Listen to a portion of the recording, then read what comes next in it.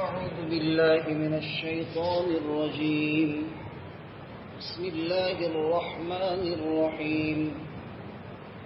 وإذ قلنا للملائكة اسجدوا لآدم فسجدوا إلا إبليس كان من الجن ففسق عن أمر ربه أفتتخذونه وذريته أولياء من دوني وهم لكم عدو بئس للظالمين بدلا ما أشهدتهم خلق السماوات والأرض ولا خلق أنفسهم وما كنت متخذ المضلين عضدا ويوم يقول نادوا شركائي الذين زعمتم فدعوهم فلم يستجيبوا لهم وجعلنا بينهم موبقا ورأى المجرمون النار فظنوا أنهم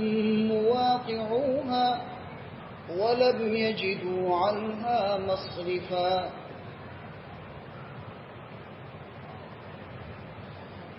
اور اس وقت کو یاد کرو جس وقت ہم نے فرشتوں سے کہا کہ حضرت آدم کو سجدہ کرو تو تمام فرشتوں نے سجدہ کیا مگر ابلیس نے سجدہ کرنے سے انکار کر دیا. ابلیس جن میں سے ہے، وہ اپنے رب کے حکم سے راہ فرار اختیار کی، اپنے رب کے حکم سے وہ نکل گیا. کیا تم ابلیس کو اور اس کی ذریت یعنی اس کی اولاد کو مجھے چھوڑ کر دوست بناتے ہو؟ حالانکہ یہ تو تمہارے دشمن ہے. ظالموں کے لیے ابلیس برا بدل ہے. میں نے ابلیس کو اور اس کی ذریت کو اور وہ معبود کی جن کی کفار اور مشرکین پوجا کرتے ہیں ان کو زمین اور آسمان کے پیدا کرتے وقت اور ان کی ذاتوں کو پیدا کرتے وقت میں نے ان کو حاضر نہیں رکھا اور میں گمراہ کرنے والے لوگوں کو بازو بنانے والا نہیں ہوں، یعنی مددگار بنانے والا نہیں ہوں. اور اس روز وہ لوگ پکاریں گے اور اس روز اللہ تعالیٰ فرمائیں گے کہ پکارو تم میرے ان شرکا کو جن کو تم نے معبود گمان کیا تھا. تو وہ لوگ ان معبودان باطلہ کو پکاریں گے، وہ ان کی پکار کا جواب نہیں دیں گے اور ہم ان کے درمیان میں ہلاکتی کو پیدا کریں گے. اور مجرمین لوگ جہنم کو دیکھ لیں گے تو وہ یہ گمان کریں گے کہ بے شک کہ وہ لوگ اس جہنم میں گرنے والے ہیں اور وہ لوگ اس جہنم سے نہیں پائیں گے کوئی راہ فرار، یعنی جہنم سے بھاگنے کے لیے کوئی راستہ ان کے پاس نہیں ہو.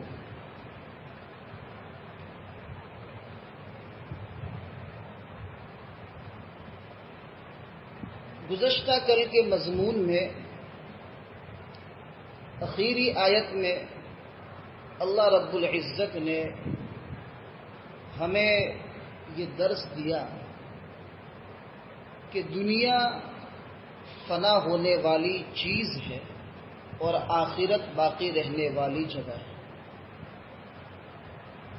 اور دنیا کے اندر کیے ہوئے اعمال اللہ رب العزت آخرت میں اس کا بدلہ دیں گے. اگر اچھا کیا ہے تو اچھا بدلہ ہے اور اگر برا کیا ہے تو برا بدلہ ہے. یہ اللہ رب العزت کا قانون اور اللہ رب العزت کا اصول.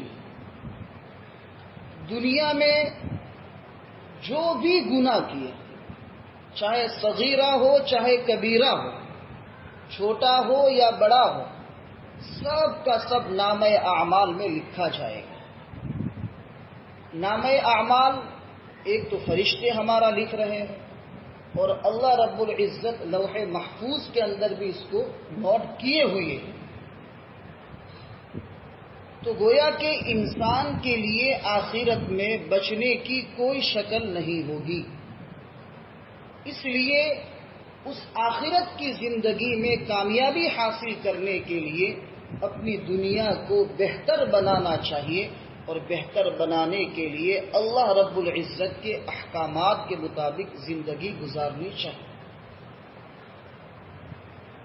ان آیات میں بھی اللہ رب العزت نے متنبہ فرمایا، انسان کو متنبہ فرمایا کہ کون سی چیز ایسی ہے جو اللہ سے دور کرتی ہے اور کون سی چیز ایسی ہے کہ جو اللہ سے نزدیک کرتی ہے۔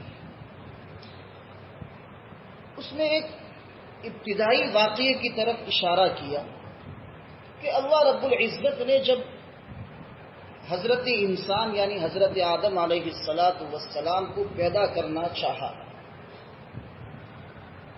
تو اس وقت فرشتوں نے اللہ رب العزت سے یوں فرمایا کہ یا اللہ تو حضرت انسان کو پیدا کرے گا تو وہ لوگ تو زمین پر ویسفک الدماء خون بہائیں گے، آپس میں جھگڑیں گے، اور ہم نسبح بحمدک ونقدس لک، ہر وقت تیری پاکی بیان کرتے ہیں، تیری تعریف بیان کرتے ہیں اور تیری تقدیس بیان کرتے ہیں، تو تجھے اور مخلوق کی کیا ضرورت ہے تیری حمد اور تیری پاکی بیان کرنے کے لیے؟ ہم کافی ہیں۔ تو اللہ رب العزت نے فرمایا انی اعلم ما لا تعلمون، جو میں جانتا ہوں وہ تم نہیں جانتے۔ پھر اس کے بعد اللہ رب العزت نے حضرت آدم علیہ السلام کو پیدا فرمایا۔ پیدا فرمانے کے بعد اللہ تعالیٰ نے فرشتوں سے کہا کہ یہ آدم کو سجدہ کرو۔ اس وقت جو بھی فرشتے تھے اور فرشتوں کے ساتھ ابلیس بھی تھا۔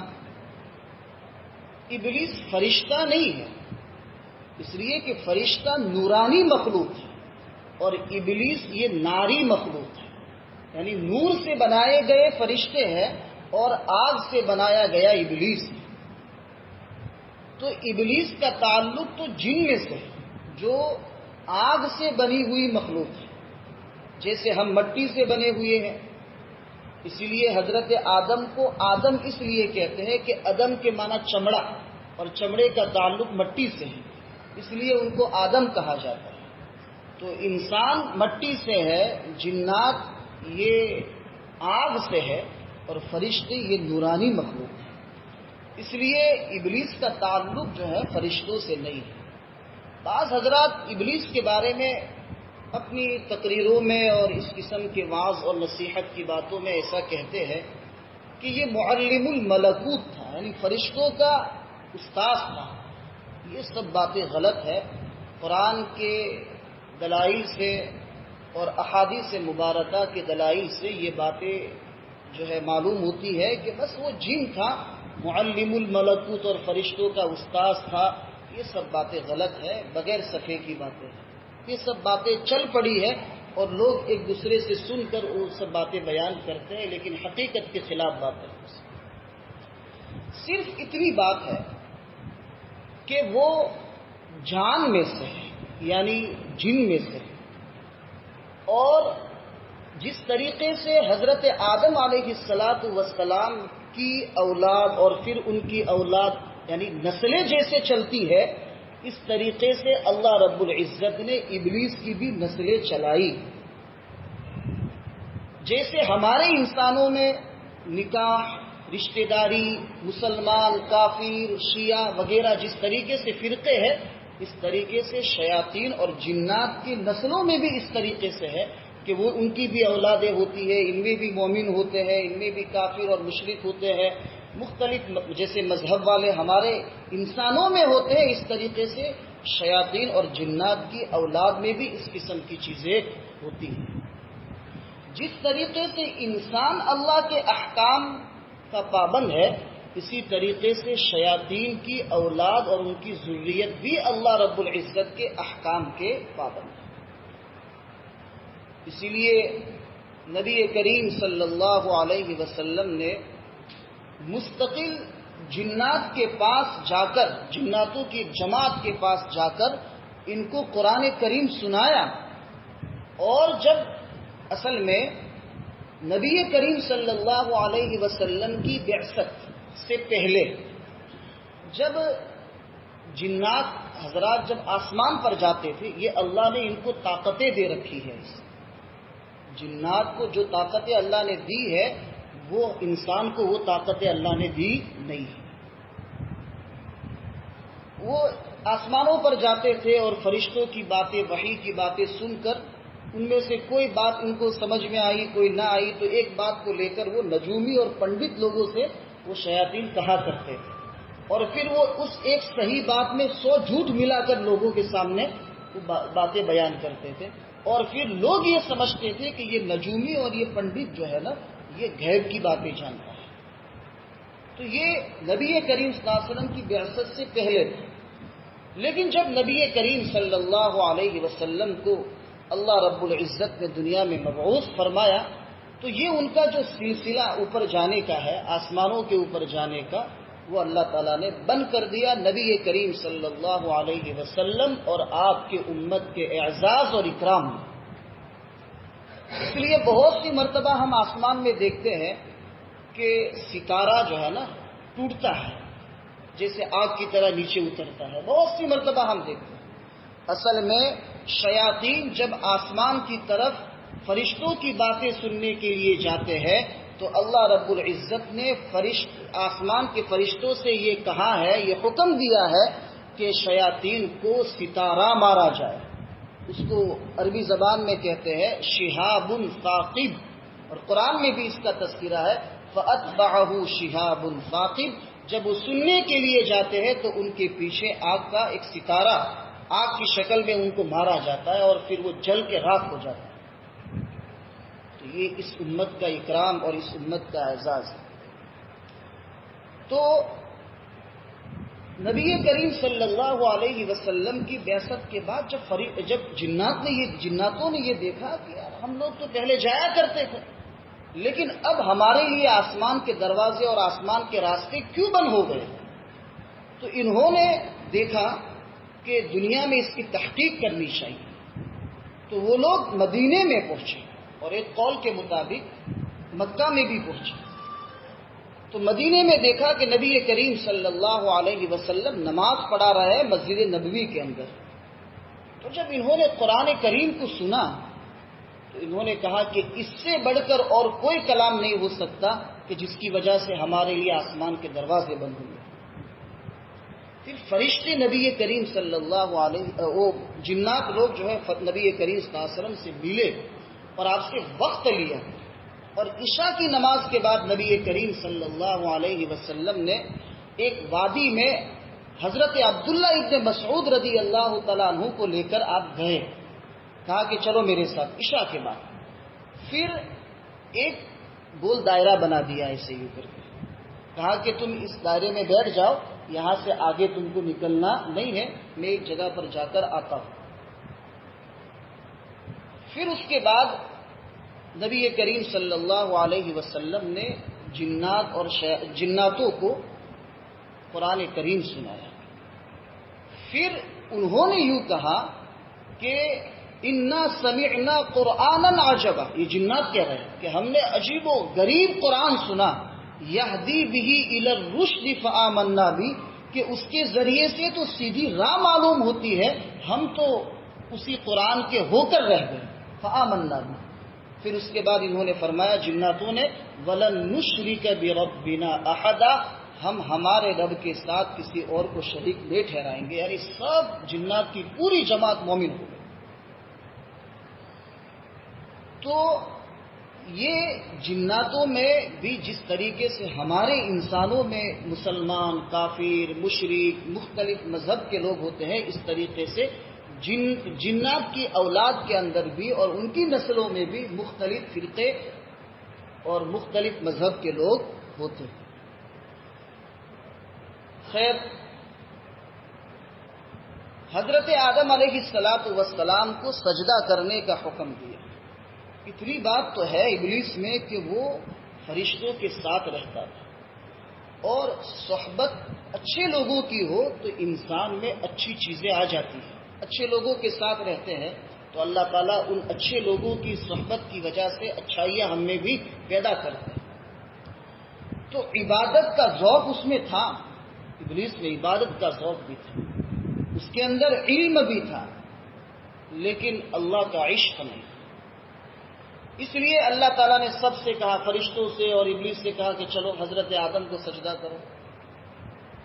تو تمام فرشتے سجدے میں گر گئے، ایک ساتھ سب فرشتے سجدے میں گر گئے، لیکن ابلیس نے سجدہ نہیں کیا۔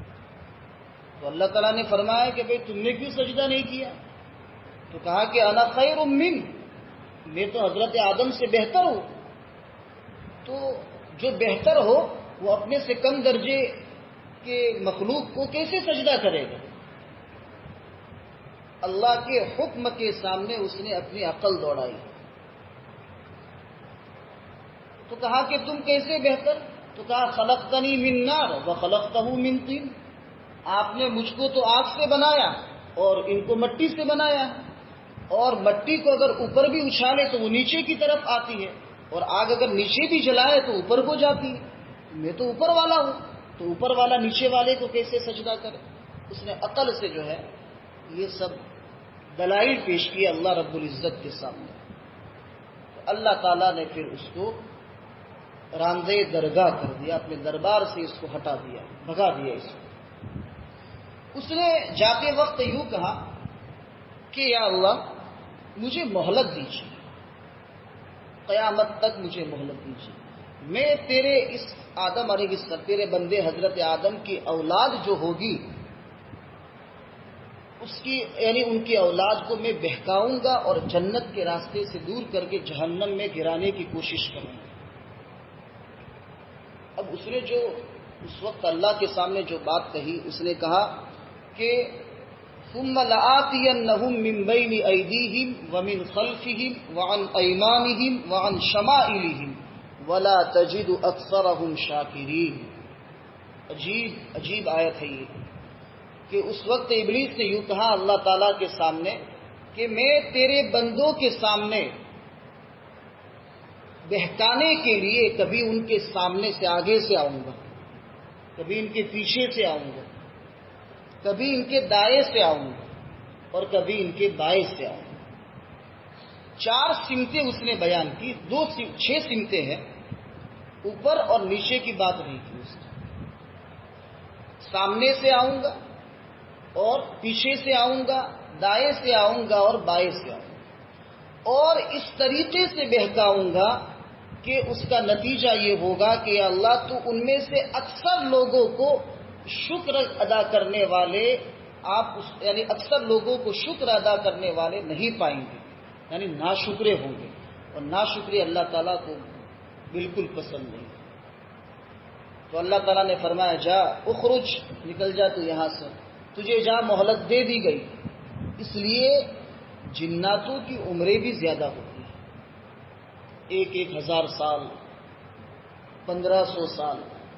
ایک روایت تو یہاں تک ہے، لیکن اس روایت کے بارے میں یہ نہیں کہہ سکتے کہ وہ صحیح ہے یا غلط ہے، کہ فاروق اعظم رضی اللہ تعالیٰ عنہ کے زمانے میں ایک جن سے ملاقات ہوئی فاروق اعظم کی،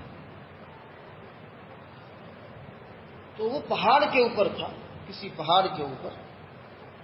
تو اس نے فاروق اعظم رضی اللہ تعالیٰ عنہ سے پوچھا کہ تم امیر المؤمنین ہو مدینے کے؟ تو کہا کہ ہاں جی۔ تو کہا کہ میں جن ہوں، اور میں نے حضرت نوح علیہ السلام سے لے کر نبی کریم صلی اللہ علیہ وسلم تک تمام انبیاء کا زمانہ پایا ہے، یعنی اتنی لمبی لمبی عمریں اللہ تعالیٰ نے۔ خیر، خلاصہ یہ ہے کہ ابلیس نے انکار کیا۔ اب ابلیس نے انکار کیا تو انکار کرنے کی وجہ سے وہ اللہ کا نافرمان ٹھہرا۔ اب نافرمان ٹھہرنے کی وجہ سے مسلمانوں کو متنبع کیا کہ اس کا کام ہی یہ ہے کہ وہ تم کو راہ راست سے بہکائے، سیدھے راستے سے آپ کو ہٹائے اور غلط راستے پر آپ کو چلائے۔ اس لیے افتتخذونہ، غلط کام کر کے، غلط کام کر کے ابلیس کو اور اس کی اولاد کو اللہ فرماتے مجھے چھوڑ کر دوست بناتے ہو، حالانکہ وہ تمہارا کھلا دشمن ہے۔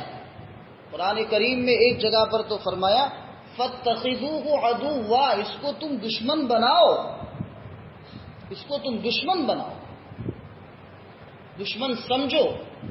یعنی نبی اللہ اور اس کے رسول صلی اللہ علیہ وسلم کے احکام اور طریقے کے خلاف اگر کوئی بات آپ کے دل میں ڈالے تو فوراً اعوذ باللہ من الشیطان الرجیم پڑھ کے وہ چیز آپ اپنے دل سے جو ہے دفع کر دو اور اسی طریقے پر عمل کرو جو اللہ اور اس کے رسول نے بتایا ہے۔ نماز کے اوقات میں یہ ہوتا ہے فجر میں میٹھی سی نیند ہے، کہا کہ گھر پڑھ لیتے ہیں، پھر نیند آنکھ لگ جاتی ہے اور نیند لمبی ہو جاتی ہے تو نماز کا وقت چلا جاتا ہے۔ تو یہ اس وقت شیطان جو ہے نا بہت آپ کے اوپر محنت کرتا ہے، آپ کے دل کو اور آپ کو سلانے کی ہر ممکن کوشش کرتا ہے، انسان سو جاتا ہے۔ ایسے وقت میں فوراً کھڑے ہو جائے، الحمدللہ الذی احیانا بعدما اماتنا، دعا وغیرہ پڑھ کر اپنے آنکھوں کو اس طریقے سے فوراً اللہ کے حکم کے لیے ادا کرنے کے لیے کھڑے ہو جائے۔ تو یہ ہے شیطان سے مقابلہ۔ اگر آپ شیطان کے کہنے پر سو گئے اور نماز کو چھوڑ دی یا نماز کو قضا کر دی تو گویا کہ آپ اللہ کو چھوڑ کر شیطان کی بات کو مانتے ہو اور اس کو اپنا دوست بناتے ہیں۔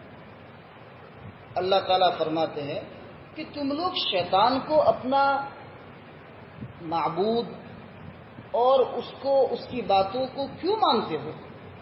یہ تو کوئی ایسا معبود تو ہے نہیں کہ جو زمین و آسمان کو پیدا کیا ہو یا مخلوق کو بنایا ہو۔ انہوں نے اور جو معبودان باطلہ ہے، جو یہ صنم پتھر وغیرہ جو جن کی وہ لوگ پوجا کرتے ہیں، انہوں نے کوئی زمین اور آسمان تو بنایا نہیں ہے، تو پھر ان کی پوجا کیوں کرتے ہو؟ اور چلو کہ انہوں نے کچھ نہیں بنایا تو میں نے جب زمین اور آسمان بنایا اور مخلوق بنائی تو میں نے ان کو اپنے پاس بھی نہیں رکھا کہ بھئی ذرا میرا ہاتھ بٹاؤ، میری مدد کرو۔ ان کا تو کوئی وجود ہی نہیں تھا، اور میں نے اکیلے نے زمین اور آسمان بنائے، میں نے دنیا کی تمام مخلوقات کو بنایا، تو سب سے بڑی قدرت اور سب سے بڑی طاقت تو میری ہے، تو مجھے چھوڑ کے ایسے لوگوں کے پیچھے کیوں پڑتے ہو، ایسے لوگوں کی بات کیوں مانتے ہو کہ جنہوں نے کچھ نہیں کیا اور ان کے پاس کسی بھی قسم کی کوئی طاقت بھی نہیں۔ اس لیے اگر تم چاہتے ہو کہ کامیاب ہو جاؤ تو میری بات مانو اور ابلیس اور اس کی اولاد کی بات کو چھوڑو، یعنی اس کی طرف سے جو وساوس آتے ہیں اور جو غلط چیزوں کی طرف لے جاتے ہیں وہ سب چیزیں چھوڑو۔ ہم ایک لفظ استعمال کرتے ہیں شیطان۔ شیطان یہ جن میں سے بھی ہوتے ہیں اور انسان میں سے بھی ہوتے ہیں۔ الذی یوسوس فی صدور الناس من الجن والناس، انسانوں میں سے بھی ہوتے ہیں اور جناتوں میں سے بھی ہوتے ہیں۔ شیطان کہتے ہیں سرکش، یعنی بدماش، شریر قسم کے لوگ۔ اب شریر قسم کا اگر انسان ہے تو وہ بھی شیطان ہے، اور اگر وہ جن ہے تو وہ بھی شیطان ہے۔ تو شیطان کے انسانوں میں سے بھی ہوتے ہیں اور جناتوں میں سے بھی ہوتے ہیں۔ اب انسانوں میں سے جو شیطان ہوتے ہیں وہ کس طریقے سے وسوسے ڈالتے ہیں؟ وہ ہمارے پاس بیٹھ کر ہم کو غلط باتوں کا حکم کرتے ہیں، غلط چیزوں کی طرف۔ چلو نماز بعد میں پڑھیں گے، ہو گئے ہیں نماز پڑھنے والے، ارے روزہ چھوڑ دو کون دیکھتا ہے۔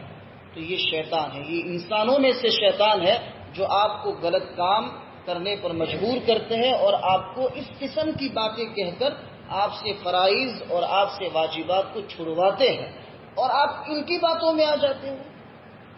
اللہ تعالیٰ مختلف انداز سے ہمیں سمجھا رہے کہ دیکھو شیاطین اور جن اور معبودان باطلہ ان کی باتوں میں نہ آؤ، اس لیے کہ ان کے پاس کوئی طاقت نہیں ہے۔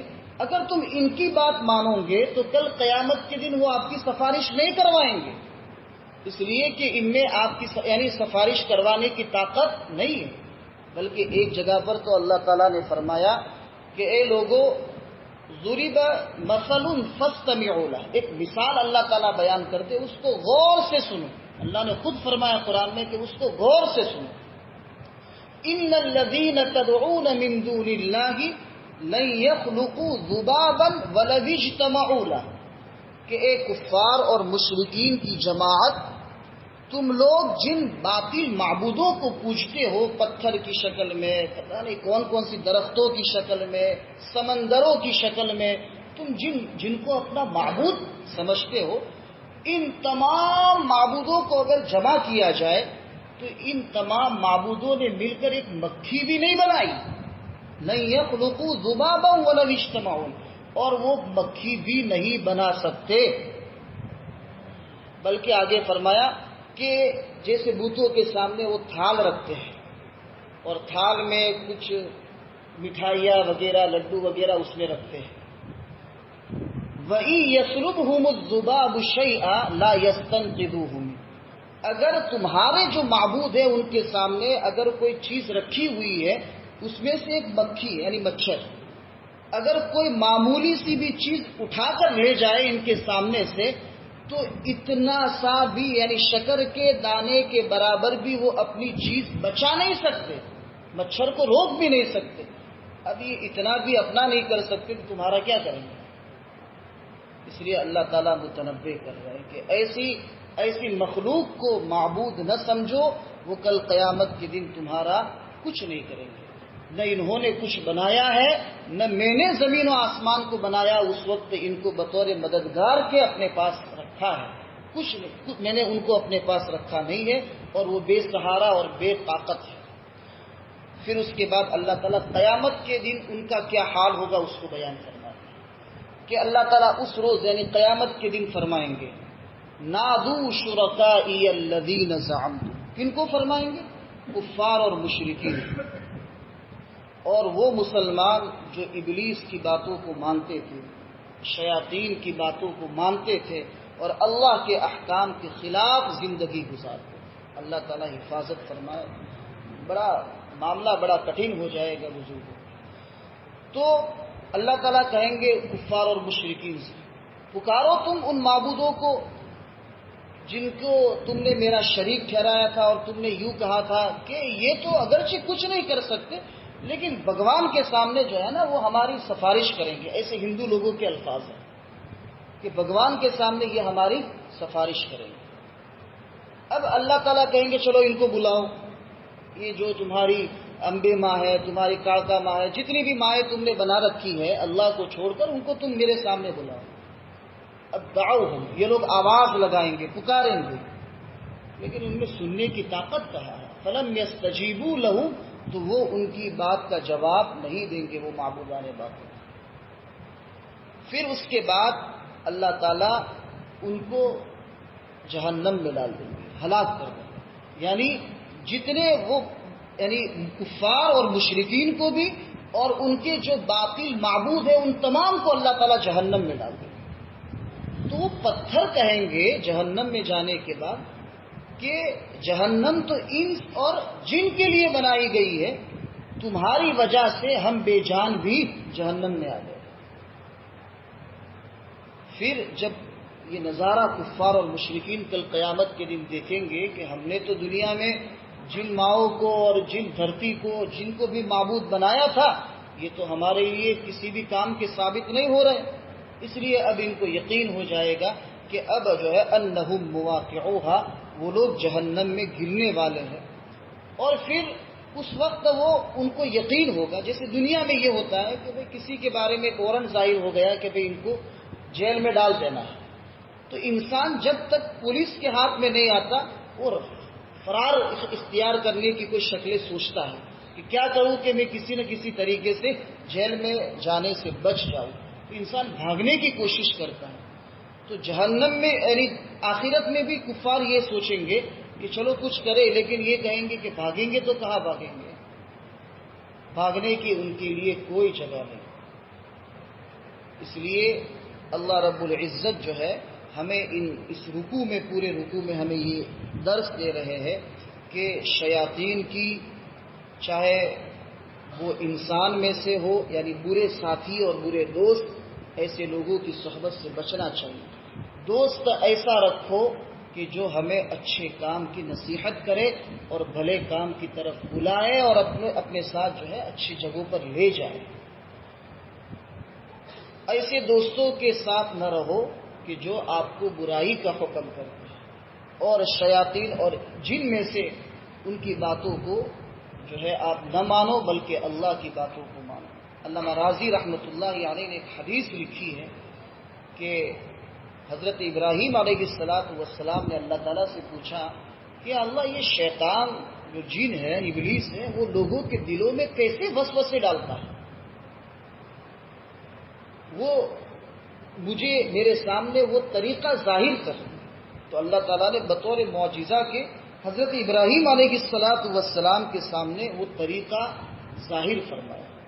تو حضرت ابراہیم علیہ السلام نے دیکھا کہ انسان کے دل کے اوپر آ کر وہ سانپ کی شکل اختیار کرتا ہے۔ سانپ کی شکل اختیار کر کے انسان کے دل کا جو منہ ہے اس کے اوپر آ کر اپنے فن کھول دیتا ہے، اپنا منہ کھول دیتا ہے، اور پھر وہ اس طریقے سے اندر سے زہریلے وساوس انسان کے دل میں منتقل کرتا ہے۔ پھر انسان کو کھرا کھوٹا سمجھ میں نہیں آتا۔ نماز چھوڑنا اس کے لیے آسان ہے، رمضان کے روزے چھوڑنا اس کے لیے آسان ہے، لوگوں کے حقوق کو پامال کرنا اس کے لیے آسان ہے، لوگوں کو تکلیف دینا اس کے لیے ایک مذاق ہے۔ یہ سب شیطانی وساوس کے شکار لوگ ہیں جن کے دل شیطان کے قبضے میں آ چکے ہیں۔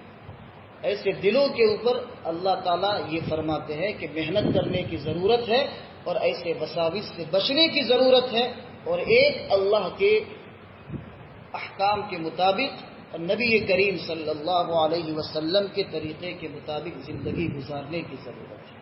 اللہ تعالی ہمیں نبی کریم صلی اللہ علیہ وسلم کے پاکیزہ طریقوں پر زندگی گزارنے کی توفیق عطا فرمائے، دنیا بھی بہتر بنائے، قبر اور آخرت بھی بہتر بنائے، دنیا میں اور آخرت دونوں جہاں میں اللہ تعالیٰ کامیابی عطا فرمائے۔ اخیر میں ایک بات کہ ہم قرآن کریم کی تلاوت کا معمول بنائیں، کم سے کم ایک پارہ ہم روزانہ قرآن کریم کی تلاوت کریں۔ حضرت مفتی شفیع صاحب نور اللہ مرقدہ نے لکھا ہے کہ جو لوگ قرآن کریم کی تلاوت کرتے ہیں اور قرآن کریم کو سمجھنے کی کوشش کرتے ہیں، سمجھ تو نہیں سکتے جو عالم نہیں ہے، لیکن جیسے ہم آپ کے سامنے یہ درس دیتے ہیں اور آپ اس کو سمجھنے کی کوشش کرتے ہیں، اس کی فضیلت کے بارے میں فرمایا کہ اللہ تعالیٰ ایسی قوم کو جو قرآن کی تلاوت کرتی ہے اور قرآن کو سمجھنے کی کوشش کرتی ہے اپنے علماء سے، اللہ تعالیٰ ایسی قوم کو کبھی مغلوب نہیں فرماتے اور ان کے دل کبھی مرتے نہیں، اور اللہ تعالیٰ ان کے دلوں کے اندر ایک ایسی جان پیدا کرتے ہیں کہ جس کی وجہ سے انسان اچھے کام کی طرف مائل ہوتا ہے۔ تو یہ قرآن کریم کی تلاوت اور قرآن کریم کو سمجھنے کی کوشش ہم جو بیٹھتے ہیں، اللہ تعالیٰ کی یہ بہت بڑی نعمت اللہ نے ہمیں عطا فرمائی ہے، اور اللہ کی توفیق سے ہم بیٹھے ہیں، اس کے اوپر ہم اللہ کا شکریہ ادا کرتے ہیں اور اللہ سے دعا کرتے ہیں کہ ایسی مبارک مجلسوں میں اللہ تعالیٰ ہمیں بار بار بیٹھنے کی توفیق عطا فرمائے اور قرآن پڑھنے کی اور قرآن کے سمجھنے کی موت تلک توفیق عطا فرمائے۔ وآخر دعوانا ان الحمد للہ رب